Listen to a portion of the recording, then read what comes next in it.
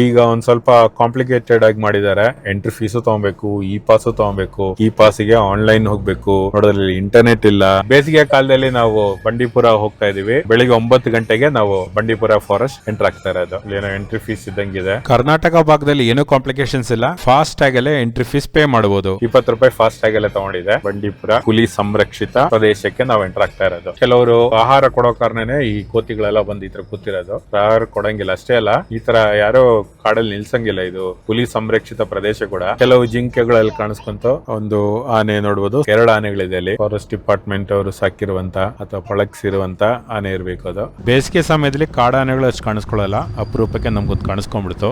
ಜಿಂಕೆಗಳ ಗುಂಪಲ್ಲಿ ನೋಡಬಹುದು. ಲಂಗೂರ್ ಅನ್ಸುತ್ತೆ ಈ ಕೋತಿ. ನೋಡು, ಸಫಾರಿ ಗಾಡಿ ಹೋಗ್ತಾ ಇದೆ. ನವಿಲು ಕಾರುಗಳ ಹತ್ರನೇ ಬರ್ತಾ ಇದೆ. ಈಗ ಬಂಡೀಪುರ ಫಾರೆಸ್ಟ್ ಮುಗೀತು. ವಿಸಿಟ್ ಅಗೇನ್ ಕರ್ನಾಟಕ ಸ್ಟೇಟ್, ನೀಲಗಿರಿ ಡಿಸ್ಟ್ರಿಕ್ಟ್ ಬೋರ್ಡ್. ಇಲ್ಲಿ ಚೆಕಿಂಗ್ ಇದೆ. ಲಂಗೂರ್ ಅನ್ಸುತ್ತೆ ಇದು. ಆಹಾರ ಸಿಗುತ್ತೆ ಅಂತ ಗೊತ್ತಿರೋದು. ಒಂದಷ್ಟು ಜಿಂಕೆಗಳಿದೆ ಇಲ್ಲಿ. ನೋಡೋದು ಎಷ್ಟು ಜಿಂಕೆಗಳಂತ. ಕೆಲವು ಆನೆಗಳು ಕಾಣಿಸುತ್ತೆ ಅಲ್ಲಿ. ನೀರಲ್ಲಿ ಆನೆ ಇರೋದು. ಆನೆಗಳು 2 ಇದೆ. ಇದು ಫಾರೆಸ್ಟ್ ಡಿಪಾರ್ಟ್ಮೆಂಟ್ ಅವ್ರದೇನೆ. ಅಲ್ಲಿ ಇನ್ನೊಂದು ಆನೆ, ಅದು ಕೂಡ ಸಾಕಿರುವಂತ ಆನೆನೆ. ನಾವಿಲ್ಲಿ ಡ್ಯಾನ್ಸ್ ಮಾಡ್ತಾ ಇದೆ ನೋಡಬಹುದು. ಮಧುಮಲೆ ಟೈಗರ್ಸ್ ಕೂಡ ಮುಗೀತು. 30 ರೂಪಾಯಿ ನಾವಿಲ್ಲಿ ಎಂಟ್ರಿ ಫೀಸ್ ಕಟ್ಬೇಕು. ಜೊತೆಗೆ ಇ ಪಾಸ್ ತಗೊಬೇಕು. ಅವರು ಕ್ಯಾಶ್ ಇಲ್ಲ, ಬರೀ ಜಿಪೇ ಅಥವಾ UPI ಮಾತ್ರ.